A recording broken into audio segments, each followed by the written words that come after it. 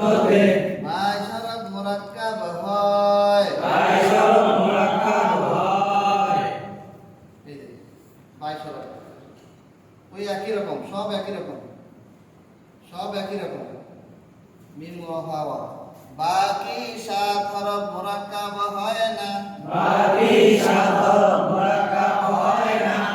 সাতটা বা এই ছয়টা আলিফের সঙ্গে যদি মুরাক্কাব হয় না, ওয়ার সঙ্গে কি হয় না? মুরাক্কাব হয় না। ওয়াও থাকবে কিন্তু আলাদা। আপনারা কি বুঝতে পারছেন? আলিফের সঙ্গে যদি 28টা হয়, ওয়ার সঙ্গে কয়টা? 28টা। আস্তে কয়, আস্তে কয় রে। 28টা।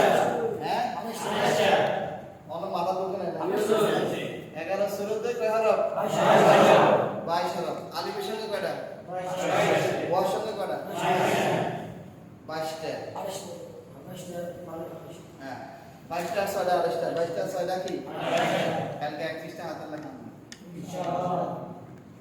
আলিফের সঙ্গে যখন লিখবেন তখন আলিফের শুরুতগুলো সামনে উপর দিয়ে লিখে রাখবেন। আবার যখন ওয়াও দিয়ে লিখবেন, ওয়াও শুরুটা এক লাইন আগে লিখে নেবেন।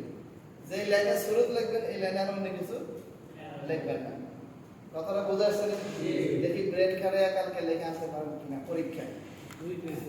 পরীক্ষা চলবে।